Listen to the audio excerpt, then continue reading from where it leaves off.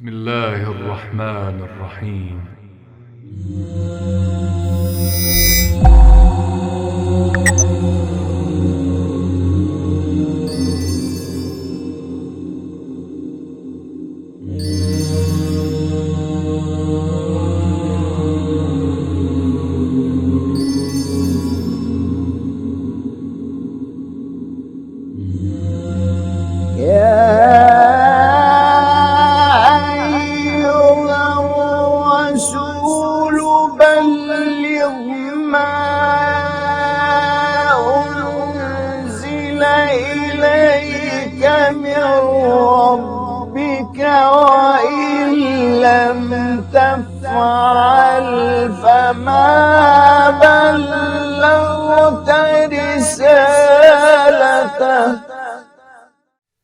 اعوذ باللہ من الشیطان الرجیم بسم اللہ الرحمن الرحیم الحمد للہ رب العالمین والعاقبۃ لأہل التقوی والیقین۔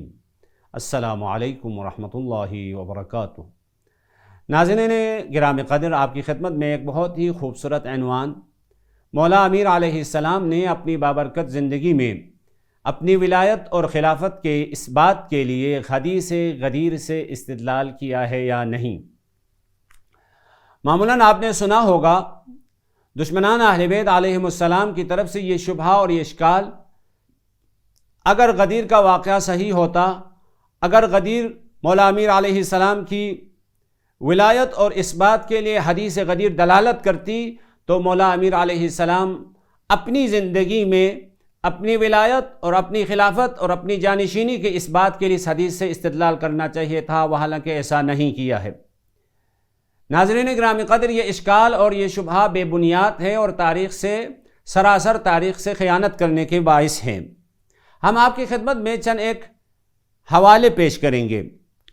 جناب احمد ابن حنبل، امام احمد ابن حنبل نے اپنی مشہور و معروف کتاب مسند احمد میں جلد نمبر 4 صفحہ نمبر 370 میں ایک واقعے کو نقل کرتے ہیں۔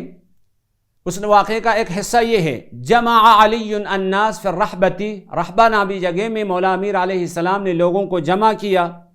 ثم قال له انشد اللہ کل امرئ مسلم، میں خدا کی قسم کھا کے کہتا ہوں ہر مسلمان انسان سمع رسول اللہ یقول یوم غدیر خم ما سمع لما قال غدیر خم کے دن پیغمبر خدا کھڑے ہو کر جو فرمایا تھا، اگر کسی نے سنا ہے تو خدا کو حاضر و ناظر سمجھ کر گواہی دو۔ تو ان میں سے ایک گروہ کھڑا ہو گیا اور گروہ نے کہا ہاں ہم نے پیغمبر خدا سے سنا، من کنت مولاہ فہذا علی مولا، یا من کنت مولاہ فہذا مولا، اللہم والی من والا وعاد من عادا۔ یہ ہم نے پیغمبر خدا سے سنا ہے۔ اب اس روایت کے سند کے بارے میں علامہ ہیثمی مجمع الزوائد جلد نمبر 9 صفحہ نمبر 104 میں لکھتے ہیں: رجالہ رجال الصحیح۔ مزے کی بات یہ ہے کہ اس حدیث کے سلسلہ سند میں جتنے بھی راویوں کا نام آیا ہے، یعنی جناب احمد بن حنبل نے اس حدیث کو سند کے ساتھ اپنی کتاب میں نقل کیا ہے، اس سند میں جتنے بھی افراد ہیں وہ افراد سب کے سب صحیح بخاری میں جو روایات ہیں ان میں موجود ہیں۔ اسی طرح مسند احمد میں جلد نمبر 4 صفحہ نمبر 367 میں ایک اور جگہ پر اسی قسم کی حدیث نقل کرتے ہیں۔ کلی طور پر جناب احمد ابن حنبل نے اپنی مشہور و معروف کتاب مسند احمد میں 5 بار اس واقعے کو تکرار کے ساتھ نقل کرتے ہیں۔ ایک اور واقعہ، ابو بکر بزار بحر الزخار نامی کتاب، بہت بڑی کتاب ہے، حدیث کی کتاب ہے، اس میں ایک واقعہ نقل کرتا ہے۔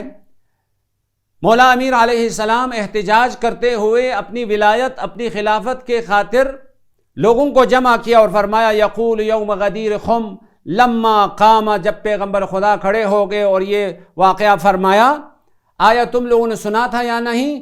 فقام الیہ 13 رجلا، تو اس صورت میں اس مجمع میں اس گروہ میں جو بیٹھے ہوئے تھے ان میں سے 13 افراد کھڑے ہو گئے اور انہوں نے کہا ہاں ہم نے پیغمبر خدا سے سنا ہے من کنت مولاہ فہذا مولا اللہم والی من والا وعاد من عادا. ہم نے یہ کلام پیغمبر خدا صلی اللہ علیہ وآلہ وسلم کے مبارک زبان سے ہم نے خود سنا ہے کہ میں جس کا مولا ہوں علی اس کا مولا ہے. اور اسی پہ اکتفا نہیں کیا بلکہ اللہم والی من والا وعادی من عادا. اور اس روایت کی تشریح کرتے ہوئے جناب علامہ ہیثمی مجمع الزوائد جلد نمبر 9 صفحہ نمبر 105 میں لکھتے ہیں رجالہ رجال الصحیح. اس حدیث کی سند میں جتنے بھی افراد کے نام آئے ہیں وہ سب کے سب صحیح بخاری کے راویوں میں شمار ہوتے ہیں، لہذا اس کی سند بھی صحیح ہے. اب ناظرین گرامی قدر، کہنے کا مقصد یہ تھا کہ مولا امیر علیہ السلام نے جا بجا مختلف مواقع اور مختلف مواقع میں اپنی ولایت اور اپنی خلافت کی اس بات کے لیے حدیث غدیر اور واقع غدیر سے استدلال اور احتجاج کیا ہے. اسی طرح باقی ائمہ ہدی علیہم السلام اور خصوصاً فاطمہ زہرا سلام اللہ علیہا نے بھی مولا امیر علیہ السلام کی مظلومیت اور مولا امیر علیہ السلام کی حقانیت، مولا امیر علیہ السلام کی ولایت اور خلافت کے لیے حدیث غدیر سے احتجاج کیا ہے. عجیب بات یہ ہے کہ حضرت زہرا سلام اللہ علیہا کے بارے میں جناب بخاری نے باب فرض الخمس کتاب الخمس جلد نمبر 4 صفحہ نمبر 43 حدیث نمبر 2862 میں ایک لمبی حدیث کو نقل کرتے ہیں. اس حدیث میں حضرت زہرا سلام اللہ علیہا ظاہراً فدق کے اس بات کے لیے احتجاج کرتی ہے، اور یہاں بھی یہ لکھا ہے فغضبت فاطمۃ بنت رسول اللہ صلی اللہ علیہ وآلہ وسلم فہجرت ابا بکر فلم تزل مہاجرتہ حتی توفیت. احتجاج کرنے کے بعد، دربار میں جانے کے بعد حضرت زہرا سلام اللہ علیہا غضبناک ہو گئی. فہجرت ابا بکر، پھر ابا بکر سے ناراض ہو کے باہر نکل آئی.